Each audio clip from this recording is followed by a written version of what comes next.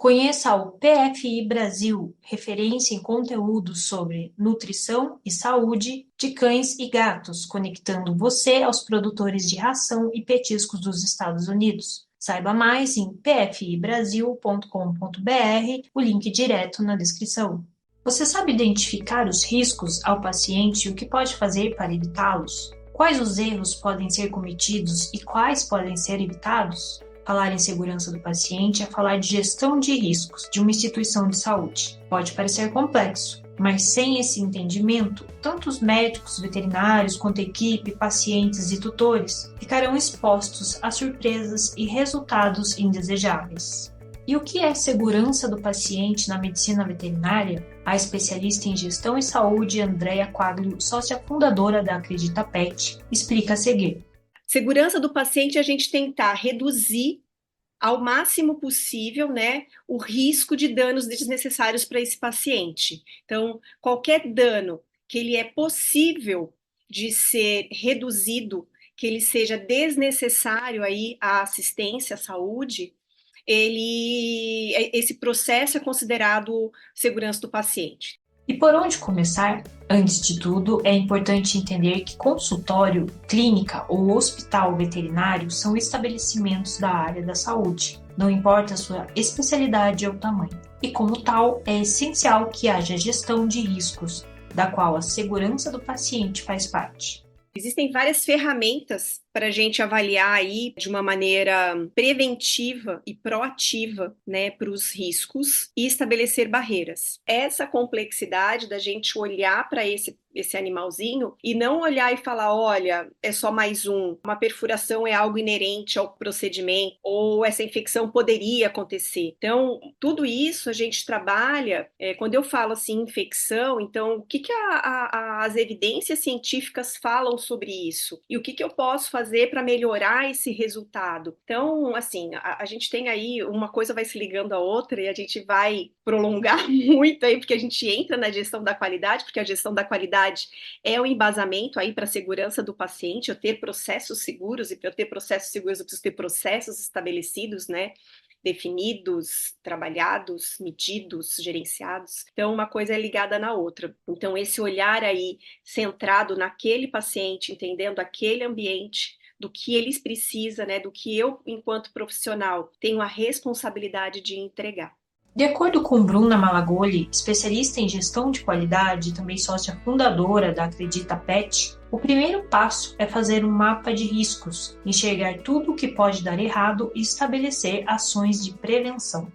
A segurança do paciente faz parte da gestão de riscos. Quando a gente tem a gestão de riscos, a gente tem os dois momentos. O momento que eu estou implantando a gestão de riscos, então a gente constrói um mapa de riscos. Nesse mapa de riscos, a gente vai ter que enxergar o que a Andrea falou, tudo que pode dar errado, e estabelecer as ações de prevenção às barreiras. A minha probabilidade de erro vai cair consideravelmente, mas ainda podem acontecer. É o momento que eu analiso o erro, né? Mas eu não espero o erro. Ah, como é que funciona a segurança do paciente? Eu espero os erros acontecerem para ver o que eu vou fazer. Não. Eu preveni todos esses possíveis erros, os protocolos são as barreiras, umas das barreiras, né? É interessante porque quando a gente desenvolve mapa de riscos, muitas ações de prevenção, elas já existem na instituição, né? Não é só protocolo, coisas simples, coisas da rotina que, de repente, aquela equipe, aquele profissional nunca rotulou como uma barreira, uma ação de prevenção, mas ela está lá. Isso também é legal, né? Não é nada novo, uma coisa que já faz, mas a pessoa rotula. Então, tem a questão da prevenção, de criar um protocolo, eu tenho um protocolo, vida que segue, mas em algum momento vai ter um erro, aí eu vou avaliar. Porque mesmo com protocolo, mesmo com barreira, mesmo com ação de prevenção, por que esse erro aconteceu?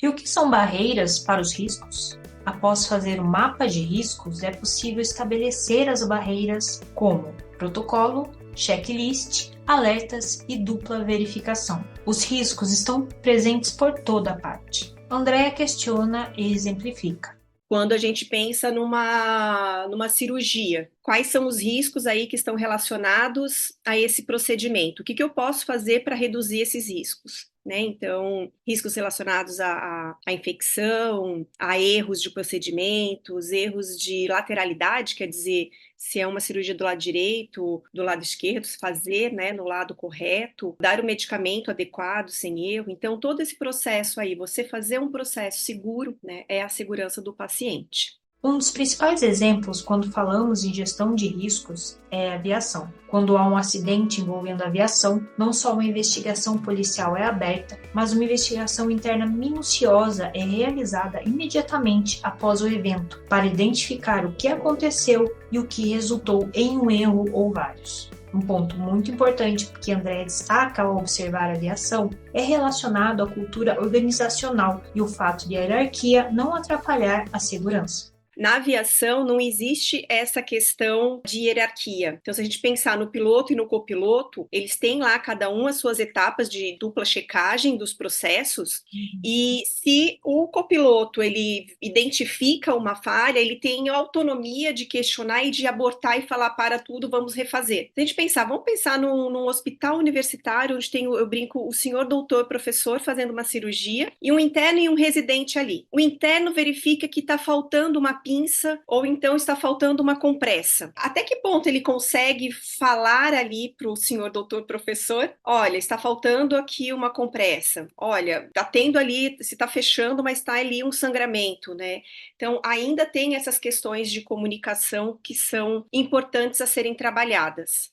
Quando há uma cultura de segurança no local, os profissionais se comportam de maneira diferente. A gente entra já na questão de avaliação de comportamentos, né? Que é entender a atitude da pessoa. A pessoa, ela só age daquele jeito porque o ambiente dela permite, né? Isso tem a ver com comportamento. E é engraçado, quando você avalia o mesmo profissional em ambientes diferentes, são comportamentos diferentes. Outro ponto relacionado à cultura organizacional é o conceito de segunda vítima, termo utilizado para se referir ao profissional de saúde que vivencia algum dano emocional ou sofrimento em função do envolvimento de um erro com dano ao paciente. Hoje, ainda na área da saúde, da veterinária, a gente ainda está engatinhando para que as pessoas consigam entender que existem ferramentas para que a gente possa olhar para o processo e estabelecer barreiras. Não com o olhar de, puxa, mas isso é burocrático. Não, mas com o olhar de, poxa, toda vez que eu pego um avião, o cara faz não sei quantas horas de voo, mas ele precisa fazer uma dupla checagem porque nós somos humanos e podemos errar. Andrea faz um questionamento importante para os administradores de estabelecimentos veterinários. Se a sua equipe sair, quem entra consegue dar continuidade? Se você não tiver processos estabelecidos, né, se você não tiver uma cultura organizacional muito bem estabelecida, todo o seu negócio ele vai estar aí em risco por uma ou duas pessoas. A saúde financeira do local também é beneficiada com um processo bem implementado. E você começa a ver resultado também financeiro, sabe? O administrador também consegue ver. Então, se eu tenho lá um centro cirúrgico, eu tenho uma taxa de cancelamento alta, seja por questões do paciente, então o animalzinho não fez o jejum adequado, né? Não fez o preparo adequado, ou o tutor aí não fez aí, esqueceu da cirurgia, do horário. Então, quais são os processos que a gente pode também estabelecer? Porque também é um risco para o processo, né? Você tem ali uma sala cirúrgica que uma equipe disponível, o paciente não aparece, né? Então, você tem aí questões de como que eu vou orientar esse paciente, tutor, né? Esse tutor sobre como fazer esse preparo, fazer confirmação, né? E também relacionado a isso, você vai ter os eventos relacionados ao paciente. Se eu não fiz um bom questionário aí para saber se esse animal estava em jejum ou não, eu posso ter uma complicação, como uma broncoaspiração, por exemplo. Então, o mapeamento de processo e o gerenciamento de risco, ele olha tanto a segurança do paciente, mas também a segurança do processo da gestão, né? A excelência da gestão. Bruna destaca que todos saem ganhando com um local de trabalho que oferece processos claros e definidos. Os próprios colaboradores que trabalham em instituições que são mais organizadas, depois eles eles não querem trabalhar numa bagunça, numa apagação de incêndio, num lugar que cada hora é de um jeito, num lugar que vão brigar comigo porque eu fiz de um jeito e eu achei que era, mas ninguém me falou como era para fazer. Então, um colaborador que sente, que percebe essa organização e muda de lugar e fala, gente, como é que vocês conseguem trabalhar aqui, né? A gente vai mal acostumando esses colaboradores. Dá um trabalho no começo, dá um trabalho no começo, mas você está criando aí raízes, como a Andrea falou, para crescer, para trabalhar melhor, para focar no negócio. Vai ter que ter um sacrifíciozinho no começo, mas com certeza vale a pena. Eu sou muito da linha da gestão de administração, que a instituição ela é responsável por fornecer os recursos necessários para implantar uma nova metodologia, uma mudança. Então, nesse caso, é o conhecimento, tá? Então, a instituição ela tem que trazer o conhecimento para a pessoa estar mais confortável com as coisas que vão me cobrar, tá? Então, a gente vê muito isso. Bruna, eu estou trabalhando numa instituição que está implantando segurança do paciente, qualidade, acreditação, eu não sei direito o que fazer, a pessoa fica muito desconfortável, aí gera uma resistência, aí finge que não é com ela, aí não funciona. Na avaliação de Bruna, é importante que o mercado caminhe para a cultura de segurança. Como todo tipo de cultura, é uma coisa que ela não é do dia para a noite, ela é devagar, ela precisa que a alta direção se comprometa com a segurança do paciente, no caso, a gente está falando de cultura de segurança, e a pessoa, a equipe profissional vai se sentir mais acolhida nesses momentos de erros, de dúvidas, porque sabe, qual é o medo? Vão achar que eu não sou capaz, vão me mandar embora, vão me dar uma advertência. Então, se eu tenho uma alta direção que está comprometida com a segurança do paciente e fala, não, galera, não é para ficar com dúvida, é para conversar, é para discutir isso, não vai ter nenhum julgamento ou consequência para você, a pessoa vai conseguir se sentir mais à vontade de poder compartilhar isso. E como a Andrea falou, tem a sua subjetividade, mas já tem ferramentas para ajudar. Quando a gente fala de trabalhar com a segunda vítima, quando a gente fala de matriz de responsabilização, então não é mais, eu acho que a Bruna errou porque é incompetente. Não, eu tenho ali uma matriz de responsabilização que faz uma avaliação subjetiva / objetiva, com perguntas bem direcionadas para entender se esse erro foi eu que não dei recursos necessários para a Bruna ou a Bruna que não é competente para aquela função. Então, são uma série de técnicas e ferramentas que fazem parte dessa complexidade da segurança do paciente. De acordo com a Andrea, para ter processos seguros, é preciso ter processos estabelecidos e gerenciados.